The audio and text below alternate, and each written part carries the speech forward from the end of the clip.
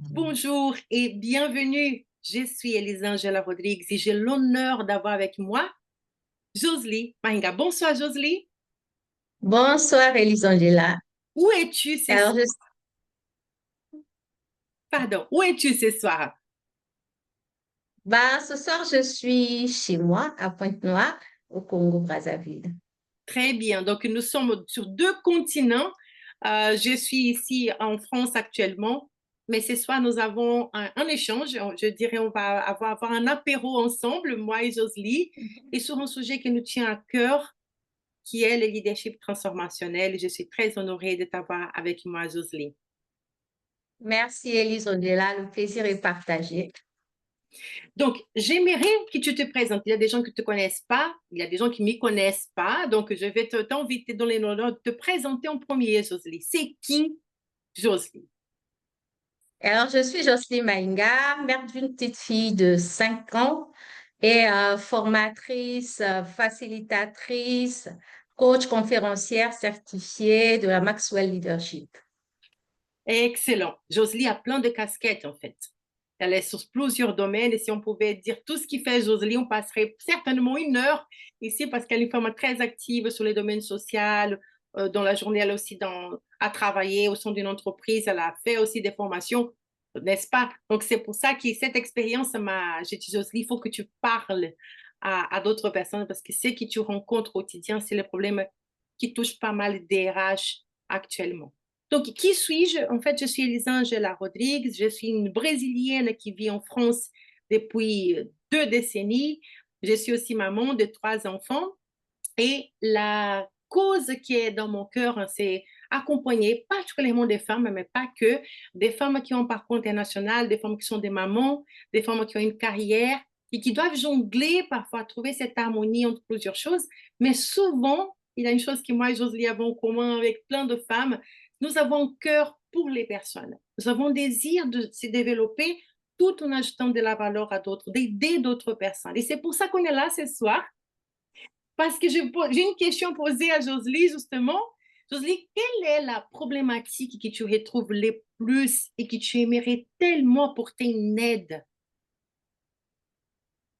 Problématique que je retrouve le plus et que je souhaiterais vraiment apporter ma pierre à l'édifice, c'est euh, c'est celle de l'accompagnement des, des cadres, on va dire, des dirigeants lors de la nomination. C'est un volet qui est crucial, mais de mon expérience, je trouve que les RH ne mettent pas suffisamment l'accent dessus. Et après, on voit un peu les dégâts, on va dire, que cela cause. Donc, Josely, tu parles d'accompagnement des cadres et tu es assez précise au moment de la nomination, au moment de la prise de poste, n'est-ce pas? Pourquoi ce Effectivement. moment-là est important à ton avis? Ce moment-là est important simplement parce qu'aujourd'hui, à la nomination, la personne peut être ingénieur avant ou technicien, mais c'est quelqu'un qui travaille uniquement dans la technique. Mais quand il monte, quand il change de casquette, quand il change de rang, il a besoin d'être équipé en termes de leadership, en termes de soft skills, pour lui permettre, pour apprendre à la personne à fédérer les équipes, en fait. Et ça, je veux dire, c'est une chose qui est souvent ratée, en fait, lors de ces nominations-là. C'est-à-dire que la personne vient prendre ses fonctions, mais sans avoir reçu cet accompagnement et ça empiète sur le reste de sa carrière, sinon de son temps qu'il passera avec les équipes. J'imagine que si cette cause te est chère à cœur, c'est parce que tu as déjà rencontré des cas réels Oui, où tu as vu que effectivement. c'était ça la vraie raison. Tu pourrais nous donner des exemples concrets des problèmes que tu as rencontrés? Alors, l'un des problèmes, par exemple, que j'ai rencontré au cours, on va dire, de ma carrière, c'est un cas particulier où on a en monsieur une personne brillante qui exerce, mais très bien dans son domaine. Mais le fait d'avoir nommé un chef avec qui ils ont un conflit antérieur fait que celui-ci ne lui accorde pas sa place, ne lui donne pas la possibilité d'exercer, Wow. au point où il y a même un échec dû au simple fait qu'il y a un problème d'ego surdimensionné de la part de celui qui a été nommé, qui finalement empiète sur le résultat global de l'entreprise. D'où je parle de la nécessité de les accompagner, de les équiper avant la prise de fonction, en fait. En fait, ce qui m'impressionne dans ton analyse, c'est que tu montres que cette gap, cette challenge, cette chose qui n'est pas prise au sérieux au début, en fait, tu as mentionné à la fin, ça a impacté le résultat de l'entreprise. Donc, on ne parle Oui, plus d'une personne, on ne parle plus juste d'un secteur, on parle d'un résultat d'entreprise. Et, effectivement. et c'est là, à ton avis, ça vient de cette personne qui n'avait pas assez de compétences, n'est-ce pas? Pas parce qu'elle n'était pas formée. C'est pas qu'elle n'est pas capable d'acquérir des compétences, mais elle n'a pas été formée. Donc, elle est sur l'état. En plus, voilà, avec cette histoire de leaders égaux, sous-dimensionnés, voilà. Donc, est-ce que c'est courant? Est-ce que c'est un cas isolé? Non, je peux dire que c'est courant. Et qu'est-ce qui te fait dire ça? Je le dis d'expérience, non seulement dans certaines entreprises que je fréquente, avec certains des personnes que je forme, que j'accompagne, c'est courant. OK. Et quelle est la solution? Qu'est-ce que tu apportes? Ou qu'est-ce que tu aimerais apporter? Peut-être que c'est aussi c'est pour ça qu'on est là. C'est ça ce que tu dis. Il n'y a pas assez. Les RH ne prennent pas assez au sérieux. Ben, peut-être qu'ils ne savent pas qu'il y a une solution. Donc, c'est quoi la solution? Pour moi, la solution serait d'abord de d'équiper en leadership, parce qu'il faut comprendre que le management, on peut être manager, mais sans avoir du leadership. Et Wow. ça, c'est quelque chose qui est capital quand on a à sa charge la direction de toute une équipe. C'est capital. Et le leadership, il commence par soi, en fait. Il faut apprendre les gens à se construire soi-même. Parce qu'une personne qui est construite n'a pas de mal à collaborer, à donner et n'a pas besoin de crier ou quoi que ce soit pour se faire respecter. Voilà. Donc, je reprends à nouveau tes mots, histoire d'être sûr qu'on comprend bien les problématiques. Donc, tu dis que la première solution, c'est équiper en leadership. Donc, on va clarifier ces mots. Mais j'aime parce que tu as déjà dit, attention, manager, c'est pas leadership. C'est pas être la même chose. Je peux être un manager sans être un leader. Donc, c'est pour ça que c'est important de définir. Et en plus, tu mentionnes que le leadership commence par soi, n'est-ce pas? Et une fois que je travaille en moi, je serai plus ouvert à collaborer, à donner, j'aurai pas besoin d'écrire. Bon, c'est-à-dire, forcément, j'ai une communication qui va être développée, que j'apprenne à comment gagner ce respect sans augmenter mon ton de voix. N'est-ce pas? Donc, quelle est, à ton avis, la définition de leadership la plus adaptée, du coup? Si c'est pas manager, c'est quoi être un leader? Le leadership, c'est ni plus ni moins que de l'influence. Comme le dit notre mentor John C. Maxwell, et il faut de l'influence positive. Mais pour que l'influence soit positive, il faut que le leader lui-même soit construit et soit positif. OK. Jocelyne, j'aime que ta sagesse, tes mots de mentor de Maxwell. Et là, on revient à ton histoire. Parce que je dis souvent, pour que tu sois légitime et crédible, Dis-moi qu'un jour tu n'étais pas si parfaite, sage, leader transformationnel et tout. Tu es venu te former au sein de cette organisation. J'imagine qu'un jour tu as eu un besoin, tu as senti le besoin. Tu peux raconter un peu pourquoi le leadership est devenu important pour toi?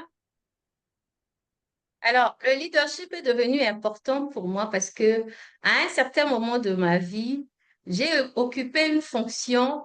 euh, il était question dans mes prérogatives de mettre en place un système de management qualité, mais malheureusement, je n'avais pas le support de la direction générale dans la pratique et ça a rendu la tâche, on va dire, hyper rude. Et là, je me suis sentie, c'est une étape qui m'a quand même fragilisée émotionnellement. Et comme ça, je discutais avec un ami, je lui parlais un peu de ce que je rencontrais dans mon travail, dans mon quotidien et tout. Et c'est lui qui me parle de la Maxwell Leadership. Et voilà comment j'embrasse ce parcours, j'apprends, je me construis et surtout, j'apprends que je dois me sentir légitime, peu importe là où je suis. J'apprends tellement de choses, je grandis tellement qu'aujourd'hui, je n'ai pas de mal à donner, à partager ce que je sais, à comprendre même les réactions négatives. Et j'ai appris que derrière chaque réaction, il y a souvent une blessure, il y a une douleur en fait. Et ça, c'est grâce à la Maxwell que je l'ai appris. Et depuis que je l'ai appris, je suis en paix avec moi-même et en paix avec les autres. Parce que quand quelqu'un fait quelque chose ou dit quelque chose de négatif, j'essaie de comprendre ce qui se cache derrière. J'essaie d'entendre sa voix intérieure, en fait. C'est Waouh, cela. Josie, waouh, waouh. J'aime, en fait, merci pour ta vulnérabilité. Il y a des choses que je ne savais pas et j'apprends en même temps que les autres. Mais tu as à nouveau venir toucher des mots. Les mots sont importants pour moi. Donc, j'essaye de noter en même temps que tu parles. Donc, tu partages ces moments où tu étais manager toi-même, manager qualité, et tu as en tout cas senti un manque de soutien, de support voilà, autour de toi. Et il y a un effondrement, non seulement du manager, mais aussi de la personne. Tu te mets en question, évidemment, parce que tu me parles de la tâche qui est devenue rude, de ton émotionnel qui est ébranlé, et tu entends par l'écoute, il y a une solution, il faut que tu travailles ton leadership, viens te former, donc tu fais la démarche de venir te former, et là tu apprends l'essence du mot être légitime, d'être crédible, n'est-ce pas, au sein de l'organisation, on travaille la communication, on travaille l'accompagnement, mais comme tu l'as dit au début, le point de départ, c'est le leadership de soi. C'est s'y connaître, connaître ses forces, apprendre à admettre qu'on a aussi des faiblesses et qu'on a besoin d'autres personnes. Et c'est pour ça qu'on va chercher une collaboration, qu'on va honorer notre équipe, qu'on va construire, mettre en valeur les autres, parce qu'on réalise que c'est impossible d'être les tout-puissants qui sait tout. Justement. Et tu mentionnes aussi cette histoire de, qui est pas négligeable, c'est ça qui me vient me toucher, parce que tu utilises même le mot paix. Tu sais, c'est cette. Au travail, souvent on parle plus des stress aujourd'hui que de trouver une paix quand on est au travail. Et tu l'as dit, bon, c'est vraiment de comprendre que quand les personnes sont en train d'agir d'une façon mauvaise, c'est pas contre toi, ce sont des blessures intérieures. Donc tu ouvres tes yeux pour presque accueillir ces personnes. Donc aujourd'hui, je pense que les RH qui peuvent nous écouter ou les managers qui peuvent nous entendre, dire, mais écoute, tu veux que je devienne forcément un coach Maxwell? Est-ce que tu veux que je devienne forcément un thérapeute, un psychologue? Est-ce que c'est ça la solution, Joselie? Il n'est pas question de devenir coach ou quoi que ce soit, non. Il est question de se construire parce qu'une fois qu'on est construit, on trouve tout à l'intérieur de soi. Ça nous rend légers et ça nous ouvre l'esprit, ça nous permet d'accueillir les autres avec empathie. Parce que ce qui nous manque généralement, c'est l'empathie en fait. Ça nous permet d'accueillir les autres avec empathie. Et quand on dirige une équipe avec empathie, avec des valeurs, l'équipe est simplement à l'aise et ça facilite le travail. Wow. Dans quel domaine de travail tu as travaillé jusqu'ici? Quel est les dernières années dans ton domaine et c'est lesquels? Alors, essentiellement dans le domaine pétrolier et d'un autre côté, dans le domaine social, parce que je suis présidente d'une ONG aussi. Mhm. Et maintenant, dans l'enseignement, je donne des formations. Oui, d'accord. Donc, et tu as vraiment, donc, ta journée se multiplie, je ne sais pas en combien d'heures, parce que tu es maman, tout en étant formatrice, tout en étant travaillant encore dans le domaine pétrolier, ils ont la place pour les sociales. Je pense que ça Oui. montre aussi la capacité qu'on apprend, c'est cette chose justement de gestion, de collaborer, de créer des équipes, déléguer Mhm, plus plutôt que de mhm, vouloir tout faire, tout contrôler. C'est un énorme travail. Et donc, aujourd'hui, dans ton objectif, c'est justement de sensibiliser, si je comprends, les RH pour mhm. dire que tu es à disponibilité de les aider à construire ces managers dès le moment de la prise en fonction, n'est-ce pas? Effectivement. Et pour ceux qui sont déjà Effectivement. en fonction, Jocelyne, qu'est-ce que tu peux encore les aider? Est-ce que c'est trop tard? C'est aussi sur la communication, on va dire la communication constructive. Communication constructive, j'aime ça. OK. Alors, quand je parle de communication constructive, je fais vraiment à une communication qui est à la fois euh, inclusive, une communication dans laquelle on se respecte et on respecte les autres, une communication dans laquelle, même quand on fait des critiques, on reste constructif. C'est vraiment cette communication-là, une communication qui est positive, qui fait du bien aux autres. En fait, on peut parler de donner un feedback, mais un feedback qui montre tes points améliorés, mais aussi tes points forts. Pas juste je t'appelle quand j'ai des Effectivement. choses à me plaindre, n'est-ce pas? Voilà, justement, justement. Ah, merci beaucoup, Jolie. Donc, moi, je voulais juste conclure cet échange avant de voilà, faire une petite parenthèse pour dire ce qui j'apprécie. Pourquoi est-ce qu'on est en train d'échanger tous les deux? Ah, d'une part, c'est que cet univers actuel me permet de rencontrer des personnes comme toi qui sont sur les terrains. Et ça, plus je rencontre des personnes qui sont dans une situation, on a dit, j'ai vécu ces problèmes, j'ai décidé de m'accompagner aujourd'hui, j'accompagne d'autres personnes, j'ai formé d'autres personnes. Ça, c'est pour moi, c'est la beauté de l'être humain. Tu reçois et tu donnes, et on est formé pour ça au sein de l'organisation. Ça nous autorise. Donc, on a le matériel des gens pour pouvoir apporter de la valeur à d'autres. C'est pas qu'on en vante aussi. La deuxième raison, je pense on a cette crédibilité. Et moi, je suis là pour dire tu es légitime, en effet, de faire. C'est que ce matériel, il n'est pas juste créé pour toi. On hérite quelque chose qui est utilisé par plus de 50 000 personnes. On est plus presque 57 000, si je ne me trompe pas, coachs actuels formés dans le monde, dans 150 pays. Donc, on vient avec une solution qui n'est pas juste pour Congo, Brazzaville, mais quelque chose qu'on a testé, qui est en fonctionnement dans plusieurs pays. Et en plus que ça, c'est une communauté qui s'y rencontre. Et c'est-à-dire que quand je viens avec les expériences, que ce soit au Brésil, dans mon cas que je travaille, que ce soit avec la France, ou que ce soit avec l'Afrique ou l'Amérique, nous venons auprès de ces rencontres que nous avons avec la communauté, auprès de l'équipe enseignante, nous partageons nos soucis et nous pouvons échanger. Donc, notre client, il a aussi cette confiance de dire, mais est-ce que cette dame, est-ce que cette personne, elle a assez vraiment de palpable? Donc, quand on ne sait pas, on peut apporter sans citer des noms, mais juste les cas, comme tu as fait, c'est soit sans citer des noms, mais des cas précis, voici le besoin, et d'être accompagné par notre équipe afin de fournir à nos clients la meilleure solution. Donc, c'est cet environnement de croissance en continu qu'on vit qui nous permet d'être aussi rassurés nos clients. Écoute, soyez rassurés, nous sommes là, mais je viens derrière moi, il y a l'équipe enseignante, il y a plus de 50 000 personnes dans 150 pays. Donc, soyez rassurés, je ne viens pas imposer un style, on vient s'adapter à la culture de l'entreprise, aux valeurs de l'entreprise. Ce sont des choses qui sont importantes aussi au sein de notre organisation. Et nous sommes équipés avec des outils pour justement identifier quelles sont les valeurs de chaque individu, honorer et respecter aussi cette personne. On vit à Congo-Brazzaville, mais j'imagine que tu as rencontré des gens pour les étaux pétroliers qui ne sont pas forcément de Congo-Brazzaville, n'est-ce pas?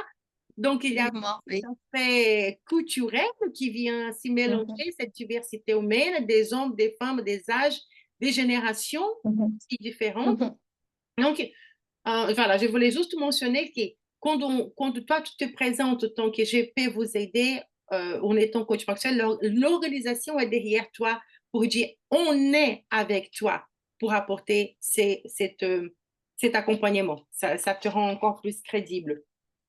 Et finalement, oui, Angela. non, mais voilà, je suis là dans la même sensibilité que toi, en fait. J'ai été, donc, en 2024, dans une rencontre de RH qui s'est passée à Abidjan, c'était en juin 2024, avec Mhm, l'association africaine de RH pour les côtés francophones. Et cette rencontre, on a passé, je pense que moi, j'étais là 2 jours, j'ai entendu des personnes des RH qui ont parlé de leurs problématiques. La fuite, par exemple, des jeunesses, ou parfois justement cette prise de poste, et on va les bons techniciens qui n'est pas forcément un bon leader, et qu'est-ce qu'on fait, comment est-ce qu'on forme, comment on sensibilise. Donc, mhm. ton besoin est réel, ton besoin est réel, il dépasse Congo, ça c'est sûr. Donc, j'aimerais juste te poser une dernière question. C'est justement comment on rencontre Jocelyne? Aujourd'hui, je suis avec toi, mais si quelqu'un a envie de dire, Jocelyne, tu as compris mon problématique et je veux que tu viennes former mon équipe ou que tu nous fasses un atelier ou je vais me faire accompagner par toi, comment est-ce qu'on te retrouve?